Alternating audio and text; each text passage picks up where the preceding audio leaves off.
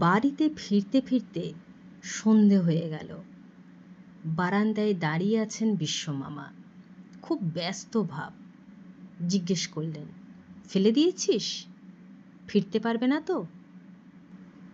আমরা সবাই প্রায় একসঙ্গে বলে উঠলাম, না, ও আর জীবনে এখানে ফিরতে পারবে না।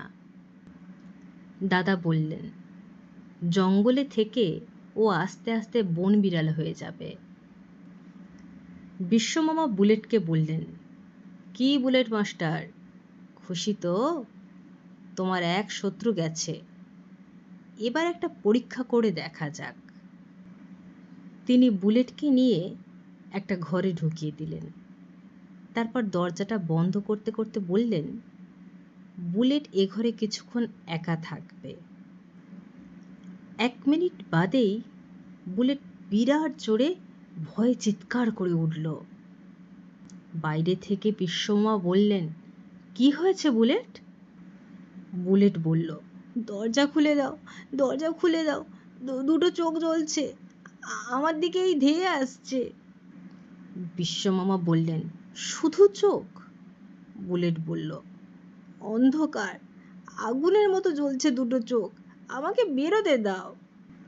বিশ্বমামা বাইরে থেকে একটা সুইচ টিপে বললেন, অন্ধকার বলেই ভয় পাচ্ছ?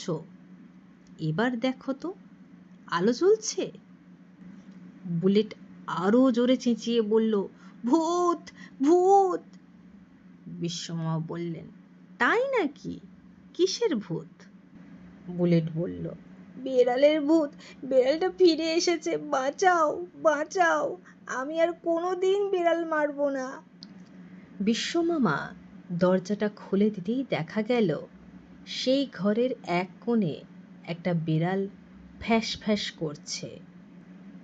বিড়ালটাকে দেখে আমাদেরও চক্ষু ছানা বড়া। এ তো সেই হলদে বিড়ালটা, 4 পায়ে কালো মোজা, মাথায় কালো চাঁদ। আমি ঢোক গিলে বললাম, কি করে ফিরে এলো? এ যে অসম্ভব। বিশ্বমামা আমার আর দাদার দিকে তাকিয়ে বললেন, নীলু আর বিলু, তোরাও দেখছিস তো সেই বেড়ালটা ফিরে এসেছে? দুজনেই মাথা নাড়লাম। বিশ্বমামা হো হো করে হেসে উঠলেন। তারপর বললেন, যাক, তাহলে আমার পরীক্ষা সার্থক। এখনো বুঝতে না পেরে জিজ্ঞেস করলাম, কিসের পরীক্ষা? বিড়ালটা ফিরল কি করে?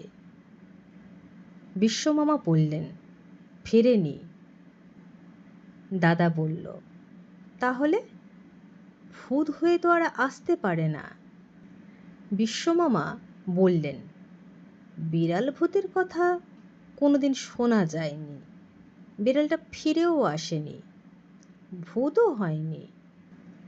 তারপর সেই বিড়ালটাকে যখন তুলে নিয়ে বললেন, এটা আমার সৃষ্টি। ক্লোনিং কাকে বলে জানিস? বিদেশেতে একটা ভেড়ার মতো অবিকল আর একটা ভেড়ার সৃষ্টি করা হয়েছে।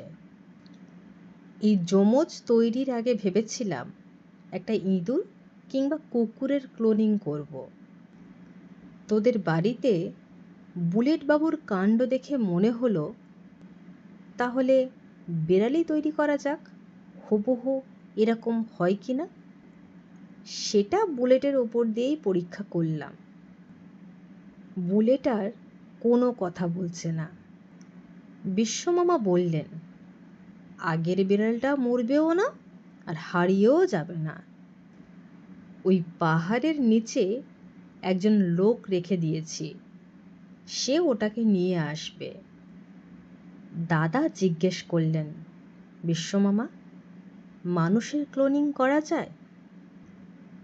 বিশ্বমামা বললেন, চেষ্টা করলে অসম্ভব নয় এখন, কিন্তু ভেবে দেখো তো, এই বুলেটের মতন যদি ঠিক আর একটা ছেলে তৈরি করা যায়, কি সাংঘাতিক কাণ্ড হবে। এবার আমরা সবাই হেসে উঠলাম। এতক্ষণ আপনারা শুনছিলেন লেখক সুনীল গঙ্গোপাধ্যায়ের কলমে বিশ্বমামা ও বেড়াল ভূত গল্পের অন্তিম পর্ব। যদি গল্পটি ভালো লেগে থাকে তাহলে আমাদের চ্যানেলটিকে সাবস্ক্রাইব করে পাশে থাকা বেল আইকনটি প্রেস করে দেবেন। ভালো থাকবেন, সুস্থ থাকবেন। নমস্কার।